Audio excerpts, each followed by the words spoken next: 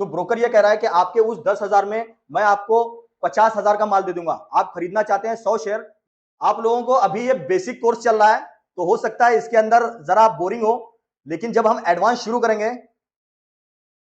आप लोग एक दिन की क्लास मिस नहीं करेंगे, इंशाल्लाह, मैं ये गारंटी देता हूं। तो सबसे पहले इंट्रोडक्शन। तो इंट्रोडक्शन के अंदर हमें क्या देखना है, मार्केट में कितने टाइप्स की ट्रेडिंग होती है, ठीक है। तो जो सीखने की चीजें हैं वो आज से हम लोग उसकी शुरुआत कर रहे हैं। तो इंट्रोडक्शन के अंदर सबसे पहले टाइप्स ऑफ ट्रेडिंग, कितने टाइप्स की ट्रेडिंग होती है, ये जानना हमारे लिए जरूरी है। यूट्यूब पर अक्सर, सोशल मीडिया पर इधर उधर लोगों के मुंह से आप लोग सुनते होंगे, लोगों के तरफ से आप लोगों ने सुना होगा बीटीएसटी ट्रेड, स्कैल्पिंग ट्रेड, फलाना ट्रेड, ये ट्रेड। तो वो सारी ट्रेड नहीं है।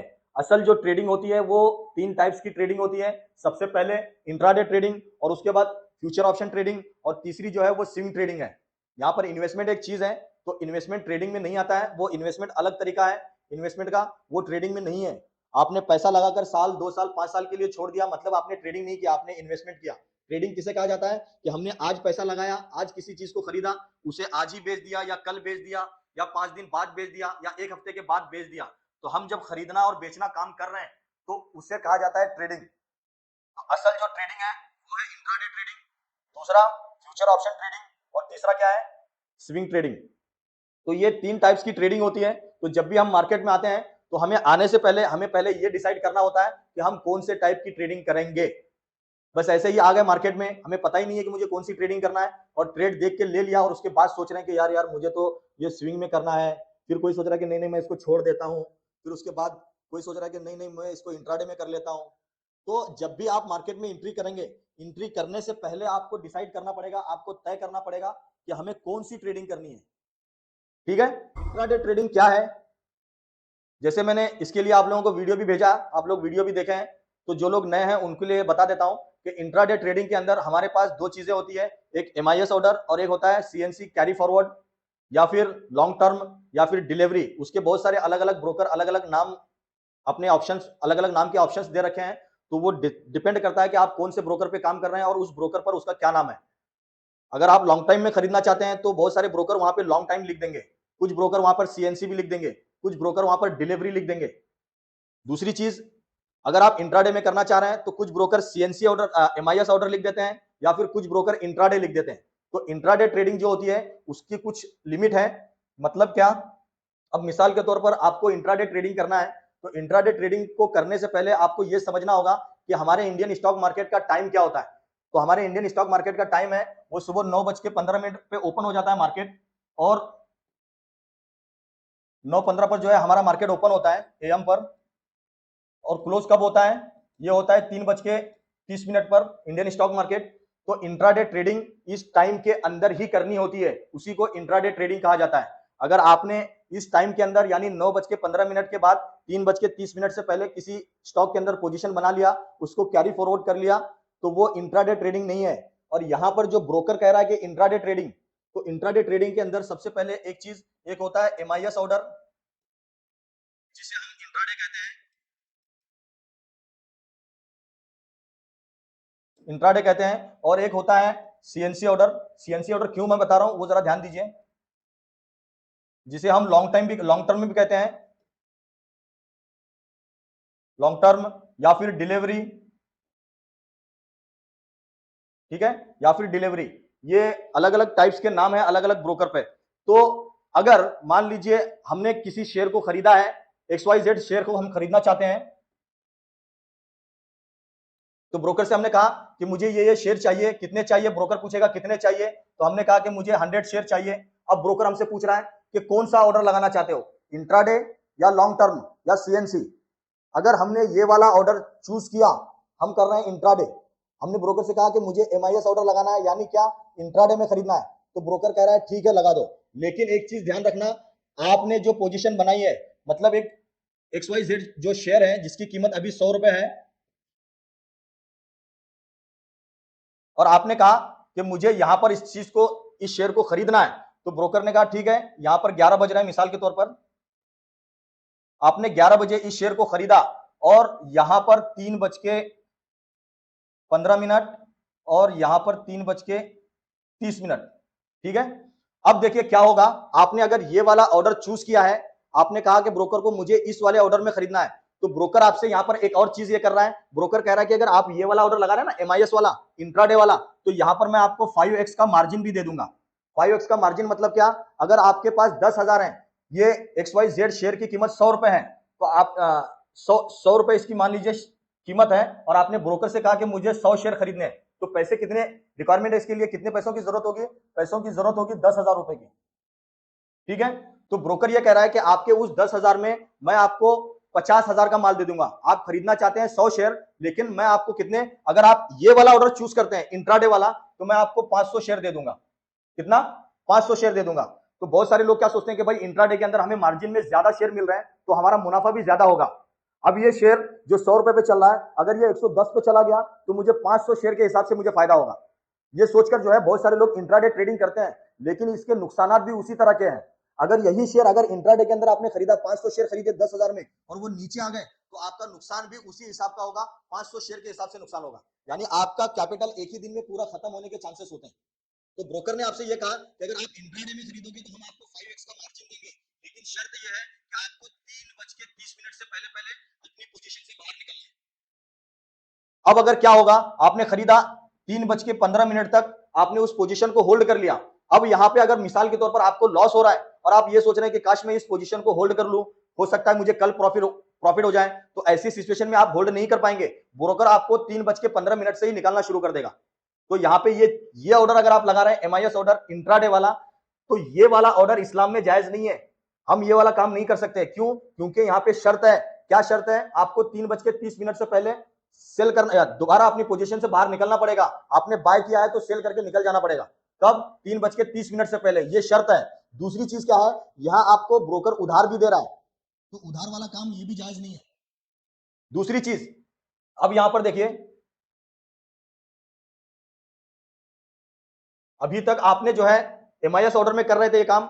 अब यहां अगर आप ये वाला ऑप्शन चूज करते हैं, कौन सा वाला ऑप्शन, ये लॉन्ग टर्म वाला या सीएनसी वाला, ठीक है, ये वाला ऑप्शन चूज कर रहे हैं, तो ब्रोकर आपसे ये कह रहा है कि ठीक है, अगर आप लॉन्ग टर्म में खरीदना चाहते हैं या सीएनसी ऑर्डर में खरीदना चाहते हैं, तो आपके जो 10,000 है, इस 10,000 के बदले हम आपको सिर्फ 100 शेयर देंगे। कितने? 100 शेयर देंगे। 100 से ज्यादा शेयर देंगे ही नहीं। क्यों? क्योंकि उस शेयर की कीमत है 100 रुपए, आपके 10,000 के बदले 100 शेयर मिल रहे हैं। क्यों? क्योंकि आप उसे लॉन्ग टर्म में खरीद रहे हैं, उसे कैरी फॉरवर्ड करना चाहते हैं, आप अपने पास उसकी डिलीवरी लेना चाहते हैं। तो ऐसी सिचुएशन में अगर आपने 100 शेयर खरीद लिए, यहां पर 100 शेयर आपने बाय किए, तो अब क्या होगा, अब इत्तेफाक से सेम डे उस शेयर की कीमत कम हो गई, और आप ये सोच रहे हैं कि अब मैं नुकसान में हूं, तो हो सकता है कल इस शेयर की कीमत ऊपर जाए या बढ़े, उस वक्त मैं बेचूं। तो इस वाले ऑर्डर के अंदर यह पॉसिबल है कि आप उस शेयर को अपने पास होल्ड करके रख सकते हैं, अपने पास होल्ड कर सकते हैं। तो ये कब पॉसिबल है? जब आप ये वाला ऑर्डर लगाएंगे। तो ये ज्यादा अच्छे से इंशाल्लाह मैं आपको, जब हम ऑर्डर टाइप्स में आप लोगों को सिखाऊंगा ये कोर्स में, तो उस ऑर्डर टाइप्स में आप लोगों को मैं प्रॉपरली ये बताऊंगा कि हमें किस शेयर के अंदर किस तरह ऑर्डर लगाना है, कौन सा ऑर्डर लगाना है, एसएलएम ऑर्डर क्या होता है, एसएल ऑर्डर क्या होता है, लिमिट ऑर्डर क्या होता है, मार्केट ऑर्डर क्या होता है। बहुत सारी चीजें ऑर्डर में भी, हम में से, मैं समझता हूं कि शायद हम में से जितने भी लोग अभी क्लास के अंदर हैं, इनमें से सबको, सब में से ये समझ रहा हूं मैं कि इनमें से कुछ ही लोग होंगे जिन्हें ये पता होगा कि ऑर्डर कौन कौन से टाइप के ऑर्डर होते हैं। ये ऑर्डर टाइप भी अगर आपको पता चल गया ना, तो आपका पैसा इससे भी बन जाएगा आसानी से। तो इंशाल्लाह इस क्लास के अंदर मैं आगे आप लोगों को ऑर्डर टाइप भी सिखाऊंगा कि हमें कौन सा ऑर्डर किस तरह लगाना है, एमओ ऑर्डर कब लगाया जाता है, किस तरह लगाया जाता है, ब्रैकेट ऑर्डर कब लगाया जाता है, किस तरह लगाया जाता है। अब बहुत सारे ब्रोकर हैं, जैसे अपस्टॉक है, और भी ब्रोकर हैं। जब आप वहां पर एसएल ऑर्डर लगाते हैं, तो वहां पर क्या है, आप लोगों से प्राइस पूछा जाता है, टिगर प्राइस नहीं पूछा जाता। तो ये टिगर प्राइस क्या होता है और प्राइस क्या होता है, इसके नुकसान क्या है, ये सारी चीजें आप लोगों को सीखना और समझना पड़ेगा।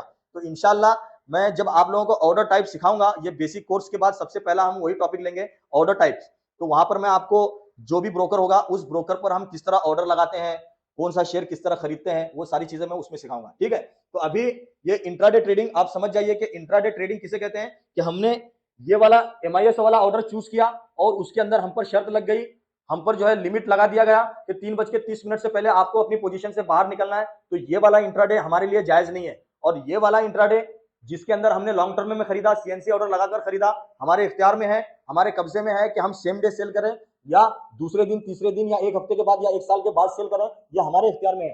तो अगर इस वाले ऑर्डर के अंदर आपको सेम डे प्रॉफिट होता है, उसी दिन प्रॉफिट होता है, तो आप सेल कीजिए, कोई दिक्कत नहीं है। देखिए दूसरा क्या है, फ्यूचर ऑप्शन। फ्यूचर ऑप्शन जैसे अभी मैंने आप लोगों को निफ्टी और सेंसेक्स के बारे में समझाया था, वही चीज है।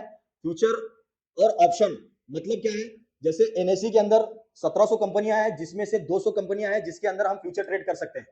ठीक है, अगर ये आपको देखना है तो आप गूगल कीजिएगा NSC 200 future option, future stock, अगर ऐसा सर्च करेंगे तो आपको पूरी लिस्ट आ जाएगी कि वो कौन से 200 कंपनियां हैं जिसके अंदर लोग फ्यूचर ट्रेड करते हैं। ठीक है, बाकी इंडेक्स जो होता है निफ्टी 50, बैंक निफ्टी और Sensex, mid cap, fin Nifty, ये सारे इंडेक्स है। इस इंडेक्स के अंदर फ्यूचर ऑप्शन ट्रेड होती है, जिसके अंदर स्विंग भी पॉसिबल है, लेकिन कॉन्ट्रैक्ट के हिसाब से, जो कॉन्ट्रैक्ट में तय किया गया है उस हिसाब से आप फ्यूचर ऑप्शन ट्रेड कर सकते हैं। हमारे लिए ये फ्यूचर ऑप्शन ट्रेड भी जायज नहीं है, क्योंकि यहां पर कोई शेयर की ट्रेडिंग नहीं हो रही है। यहां पर एक बेट लगाई जा रही है, किसी ने कहा कि ये निफ्टी की प्राइस यहां तक जाएगी, किसी ने कहा कि नहीं नहीं यहां तक नहीं जाएगी, तो इन दोनों के बीच में जो है एक कॉन्ट्रैक्ट हो रहा है, एक बेट लगाई जा रही है। तो हमारे लिए वो बेट और वो शर्त हमारे लिए जायज नहीं है, तो हम क्या करेंगे, फ्यूचर ऑप्शन में भी ट्रेड नहीं करेंगे। अब क्या है स्विंग ट्रेडिंग। स्विंग ट्रेडिंग के अंदर क्या होता है कि अगर आपने किसी शेयर को खरीदा, किसी शेयर को खरीदा, तो वो आपके इख्तियार में है, आप उसको जब चाहे तब बेचो। तो स्विंग ट्रेडिंग करने से पहले हमें कौन कौन सारी चीजें देखना है, इंशाल्लाह आगे वो क्लास के अंदर है। तो मैं समझता हूं आप में से बहुत सारे लोगों को स्विंग ट्रेडिंग पता है। अगर जिसे नहीं पता है, अगर ये बोर्ड पे आप लोग कहेंगे समझाने के लिए, तो मैं बोर्ड पे समझाऊंगा, क्योंकि मैं ज्यादा टाइम लेना नहीं चाह रहा हूं। तो अगर आपकी इजाजत है समझाना तो समझाता हूं, नहीं तो फिर आगे बढ़ते हैं। टाइप कीजिए, अगर समझाना है तो 1, नहीं तो फिर नो कर दीजिए। समझाना है तो 1, नहीं तो नो। शॉर्ट में बताऊं, ठीक है, शॉर्ट में बताऊंगा। चलिए ठीक है, तो शॉर्ट में ही बता देता हूं। अब मिसाल के तौर पर स्विंग ट्रेडिंग किसे कहा जाता है। सबसे पहली चीज, दो चीजें थी आप लोगों के सामने, एक स्विंग और इस साइड में इन्वेस्टमेंट। ये स्विंग और ये इन्वेस्टमेंट। स्विंग का मतलब क्या है, आपने किसी शेयर के अंदर पोजीशन बनाई। मिसाल के तौर पर यही इसी चार्ट पे समझा रहा हूं, देखिए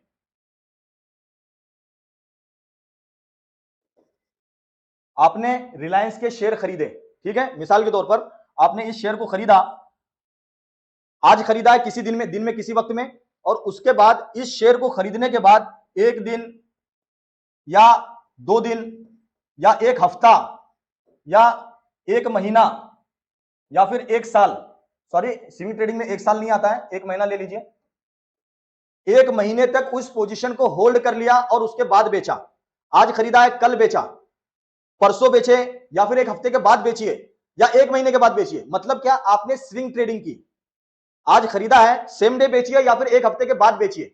तो अगर आपने रिलायंस के शेयर खरीदे और उसको एक दिन में बेच दिया तो भी स्विंग है, लॉन्ग में खरीदकर, और अगर 2 दिन बाद 3 दिन बाद बेचा तो वो आपने स्विंग ट्रेडिंग की। और इसी पोजीशन को आपने होल्ड कर लिया कितने दिन के लिए, मिसाल के तौर पर 1 साल के लिए या 6 महीने के लिए या 2 साल के लिए, इसी पोजीशन को होल्ड कर दिया, तो वो हो जाएगा इन्वेस्टमेंट। क्या हो जाएगा, इन्वेस्टमेंट। सेम पोजीशन को।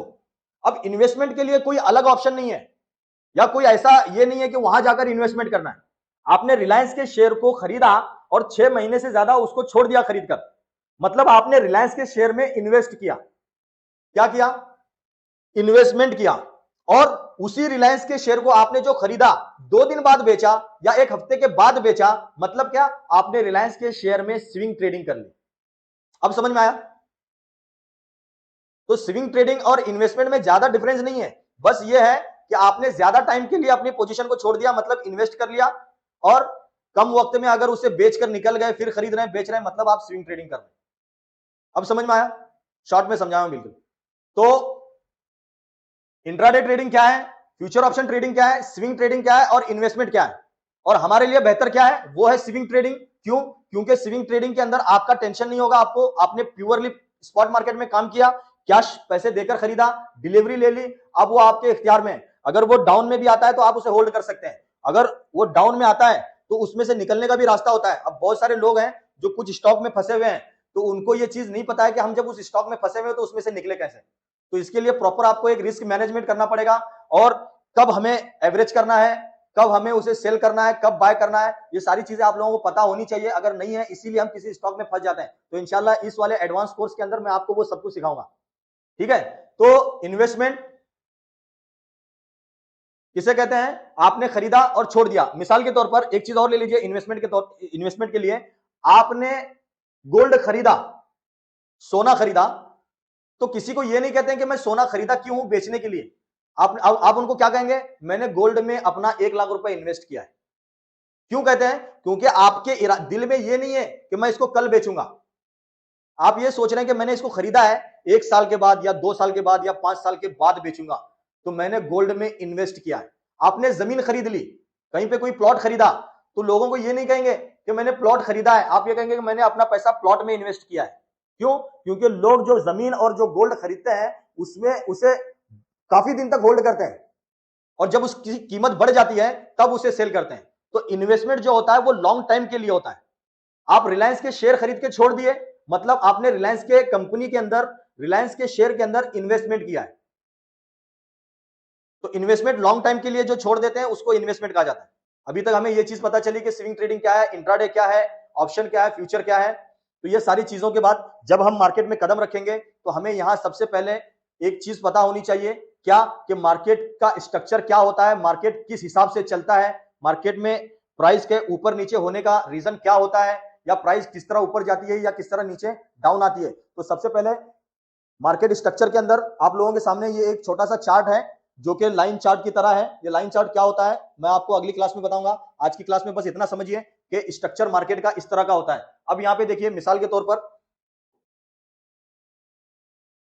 यहां से प्राइस जो है वो नीचे आ रही है। मिसाल के तौर पर यहां पर प्राइस है 2000 और यहां से प्राइस ये नीचे आ रही है, तो क्या है? डाउन है। प्राइस क्या है? डाउन है। ठीक है। और उसके बाद जब इस लेवल पे आई तो आप देखिए यहां पर ये इस तरह कंसोलिडेशन कर रही है, यानी इस रेंज के अंदर प्राइस फंसी हुई है, तो इसे कहते हैं एक्यूमुलेशन। प्राइस एक रेंज के अंदर फंसी हुई है, इसे एक्यूमुलेशन कह लीजिए या इसे साइडवेज कह लीजिए। ये मार्केट का स्ट्रक्चर होता है। जब भी प्राइस नीचे आएगी, डाउन होगी, गिरने लगेगी, तो क्या होगा? उसके बाद में प्राइस फौरन यहां से नीचे आके इस तरह ऊपर नहीं जाती है। कभी भी ऐसा नहीं होता है मार्केट के अंदर। तो मार्केट में जब भी जो है प्राइस को एक वेव में चलना है तो वो डाउन ट्रेंड के बाद साइडवेज चलेगी, और उसके बाद जब उस साइडवेज में से चाहे वो नीचे ब्रेक करे या ऊपर ब्रेक करे, जिधर भी ब्रेक करेगी प्राइस फिर से, अगर मिसाल के तौर पर ऊपर की तरफ ब्रेक करती है तो फिर से वो ऊपर जाएगी, यानी क्या? अब प्राइस अप ट्रेंड है। अब क्या है? प्राइस अप ट्रेंड है, यानी ऊपर की तरफ जा रही है। तो ये बुलिश और बेरिश ये भी ठीक है, लेकिन यहां पर क्या है? पूरी प्राइस ऊपर जा रही है, मार्केट पूरा ऊपर जा रहा है, मतलब मार्केट अप ट्रेंड है। और जब मार्केट ऊपर जा रहा है तो ऐसा नहीं है कि मार्केट कंटिन्यू ऊपर जाता जाएगा जाता जाएगा जाता जाएगा, ऐसा बिल्कुल नहीं होता है। ऐसा कभी नहीं होता है। जब प्राइस ऊपर जाएगी उसके बाद अगर ट्रेंड को बदलना है, ट्रेंड को बदलना है, तो वो क्या होगा? पहले साइडवेज हो जाएगा, फिर एक जोन में फंस जाएगा। क्या होगा? फिर से एक जोन में फंस जाएगा। तो जब ऊपर की तरफ जोन में प्राइस फंस जाती है तो उसे डिस्ट्रीब्यूशन कहा जाता है, या फिर इसे भी साइडवेज कह लीजिए। नीचे वाले को एक्यूमुलेशन, ऊपर डिस्ट्रीब्यूशन या फिर साइडवेज, ये सिर्फ समझने की चीज है, इसे रट्टा मारने की जरूरत नहीं है। ठीक है। तो जब अप ट्रेंड के बाद जब प्राइस साइडवेज हो जाए, अप ट्रेंड के बाद जब प्राइस साइडवेज हो जाए, तो उसके बाद डाउन ट्रेंड में प्राइस के आने के चांसेस होते हैं। ठीक है। अब वो डाउन ट्रेंड कब आता है, किस तरह आता है, वो सारी चीजें हम आगे देखेंगे क्लास के अंदर। ये प्रॉपर ये सीखने के लिए आपको शायद ये पूरा कोर्स करना पड़े। अभी बस मार्केट का स्ट्रक्चर ये समझिए कि डाउन ट्रेंड इस तरह होता है, फिर साइडवेज ट्रेंड, फिर अप ट्रेंड, फिर साइडवेज ट्रेंड, फिर डाउन ट्रेंड। अब यहां पर एक चीज समझना है, वो क्या है? अब जब भी प्राइस अप ट्रेंड में जाएगी, यानी ऊपर जाएगी, तो वो ऐसे सीधा ऊपर नहीं जाएगी प्राइस। कभी भी मार्केट में ऐसा नहीं होता है। ट्रेडर्स की साइकोलॉजी होती है। अगर ट्रेडर की साइकोलॉजी मार्केट में ना हो तो मार्केट बस एक रेंज में चलेगा। ऐसे ट्रेडर की साइकोलॉजी की वजह से प्राइस ऊपर और नीचे होती है, कीमत में बढ़ोतरी और कमी होती है। क्यों? ट्रेडर की साइकोलॉजी की वजह से। कैसे होती है? मिसाल के तौर पर अब देखिए, यहां पे किसी को ऐसा लग रहा है,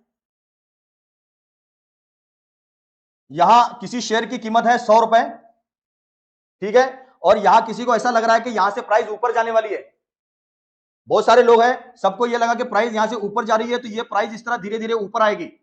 लेकिन जब इस तरह प्राइस ऊपर आएगी तो कहीं तो इनको ये लगेगा ना कि भाई बस अब बहुत महंगा हो गया, अब बहुत महंगा हो गया। तो जहां इनको ऐसा लगेगा कि अब महंगा हो गया, तो ये लोग क्या करेंगे, खरीदना बंद कर देंगे। और जब ये खरीदना बंद कर देंगे तो उसके बाद यहां से या तो प्रॉफिट बुकिंग आएगी या सेलिंग होगी, जिसकी वजह से प्राइस नीचे आएगी। और जब प्राइस नीचे आएगी तो जो लोग यहां बाय नहीं कर पा रहे थे, जिन लोगों से यहां पे एंट्री मिस हो गई थी, जो लोग यहां खरीदना चाहते थे, उन्होंने अपनी आंखों से देखा प्राइस को यहां से यहां जाते हुए, प्राइस को यहां से यहां जाते हुए देखा। तो ये लोग सोच रहे थे कि काश यहां पे मैं भी एंट्री ले लेता तो यहां से लेके यहां तक मुझे भी प्रॉफिट हो जाता।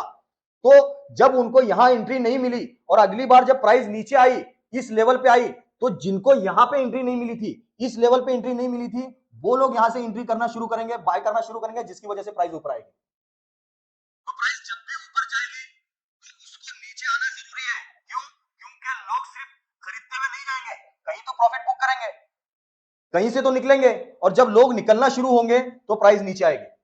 तो मार्केट जब भी चलेगा वो एक वेव में चलेगा, इस तरह पहले इंपल्सिव वेव बनेगा, फिर करेक्शन आएगा, या फिर इसे करेक्टिव वेव बोल लीजिए, या रिट्रेसमेंट बोल लीजिए, या पुल बैक बोल लीजिए। ठीक है, नीचे आएगा फिर ऊपर जाएगा। तो जब भी मार्केट में प्राइस ऊपर जाती है वो एक वेव को फॉलो करती है, वो एक रेंज को फॉलो करते हुए चलती है, वो कंटिन्यूसली ऊपर नहीं जाएगी। इसी तरह अगर प्राइस को नीचे आना है, प्राइस को नीचे आना है, तो वो किस तरह आएगी, वो डायरेक्टली नीचे नहीं आएगी, एक वेव फॉर्म में आएगी। वो क्या होगा, पहले थोड़ा सा नीचे आएगी, फिर थोड़ा ऊपर जाएगी, फिर नीचे आएगी, फिर ऊपर, फिर नीचे। इस तरह एक वेव फॉर्म को फॉलो करती है प्राइस। तो ये मार्केट का स्ट्रक्चर है, ये आप लोग समझ लीजिए। इसके बारे में डिटेल आप लोगों को आगे पूरी मास्टरी कराऊंगा, बेफिक्र रहिए, आगे बहुत मजा आने वाला है। अभी तो बस शुरुआत है, कल का पहला दिन था, आज दूसरा दिन था, थोड़ा सा मैं भी नर्वस हूं क्योंकि फ्लैट पैनल पे मैं भी पहली बार पढ़ा रहा हूं। थोड़ी सी मुझे भी प्रैक्टिस होने दीजिए, फिर आगे सिर्फ चौके और छक्के लगेंगे इंशाल्लाह, बहुत मजा आएगा आप लोगों को। तो समझ में आ गया मार्केट का स्ट्रक्चर क्या होता है। आप लोगों को अभी ये बेसिक कोर्स चल रहा है, तो हो सकता है इसके अंदर जरा बोरिंग हो, लेकिन जब हम एडवांस शुरू करेंगे आप लोग एक दिन की क्लास मिस नहीं करेंगे इंशाल्लाह, मैं ये गारंटी देता हूं, जब हम एडवांस पढ़ना शुरू करेंगे। और दूसरी चीज, जब भी ऐसा लगे ना कि मुझे क्लास में अब बोर हो रहा है, बोरिंग क्लास हो रही है, तो समझना कि ये रियल पैसे कमाने की चीज चल रही है। क्योंकि ये जो पैसे कमाने वाली जो चीजें होती है ना, ये बहुत बोरिंग होती है, और जो उड़ाने वाली चीज होती है ना, वो बहुत मजा मस्ती वाली होती है।